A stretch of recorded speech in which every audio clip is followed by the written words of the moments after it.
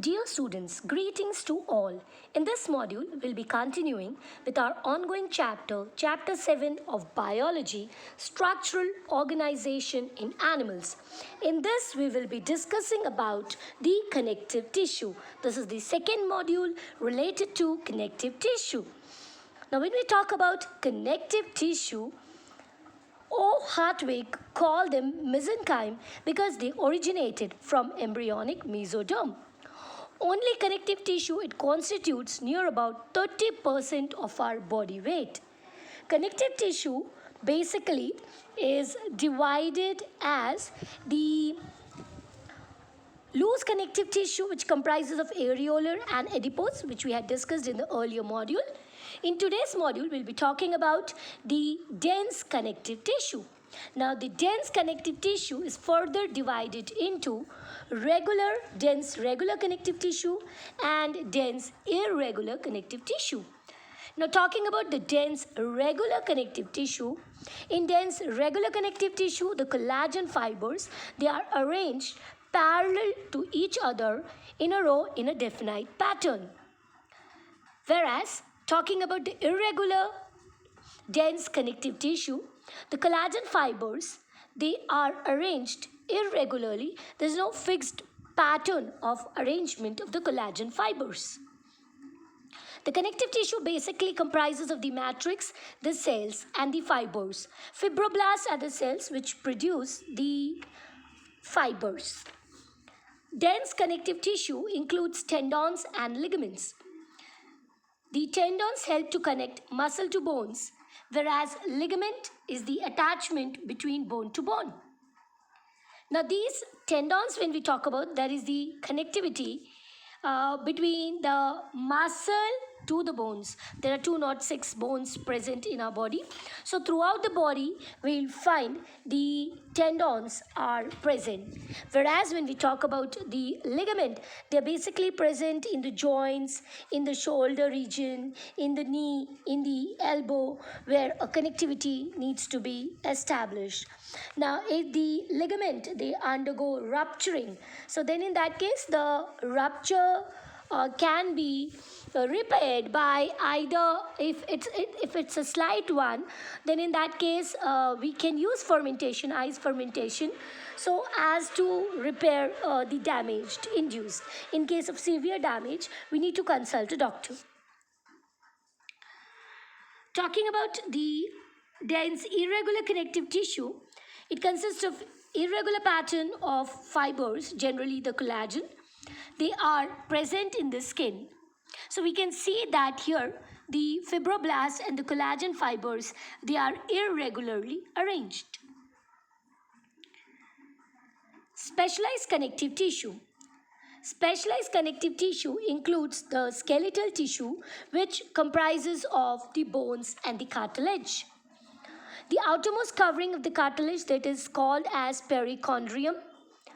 Cartilage producing cells are arranged on the periphery of cartilage, and these cells are called as chondroblast, or the mature cells, we can call them as chondrocytes.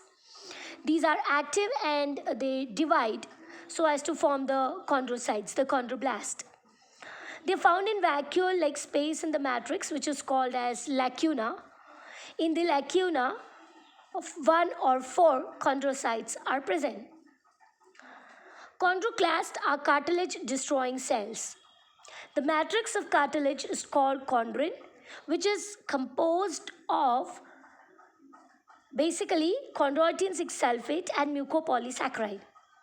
The matrix of cartilage provides rigidity and elasticity to cartilage. There are different types of cartilage. The most important, like the hyaline cartilage, the fibrous cartilage, the calcified cartilage. And the cartilage, they are basically present in the tip of the nose, the pinna of the ears, in the joints of the vertebral column, and in the limbs as well as in the hands of the adult. So here we can see, this is the diagrammatic representation of a cartilage cell where it is covered by the lacuna, and there is also the presence of the collagen fibers. Talking about the next specialized connective tissue, which is referred to as the bone. Study of bone, that's called as osteology. The process of bone formation, that is ossification, that's the hardest tissue present in the body, and the hardest substance, it is actually the enamel. The outermost covering of the bone is called as periosteum. The bone producing cell, they are osteoblast, and they form the osteocyte. The mature cell of the bone, that's called as osteocyte, and the bone destroying cells, they're called as osteoclast. There's also the presence of matrix, which comprises of the organic and the inorganic substances. So we can see that here we can see the bone cells, that is the osteocytes, they are present, and they are seen in the spaces which are called as the lacuna. There are some processes which come out, and they are basically referred to, the protoplasmic processes, they are referred to as the canaliculi. The long bones, they have got the three regions, that is epiphysis, diaphysis, and metaphysis. Now the bones, they can be spongy, compact, pneumatic bones. So when we talk about the bones, it is basically it forms the skeletal framework of the body. Now the functions of the bone, it forms the structural frame, it gives support, it serves it weight bearing functions, it helps in locomotion along with the muscles, and the blood cells are also produced from the bone marrow. So that's the bone marrow is the part which is the progenitor of the stem cells. Now the bones, they could either be cartilaginous, they could be membranous, or they could also be sesamoid and the visceral bones. Now, when we talk about the other specialized connective tissue, there was the bone. Now, moving on to the next connective tissue, there's a vascular connective tissue. There are basically two types. One is blood, and the other one is referred to as a lymph. The study of blood is what is referred to as hematology. Now, the composition of the blood, what are the component parts, and what is the difference between the blood and the lymph will be dealt with in the next module. Thank you for being a patient listener.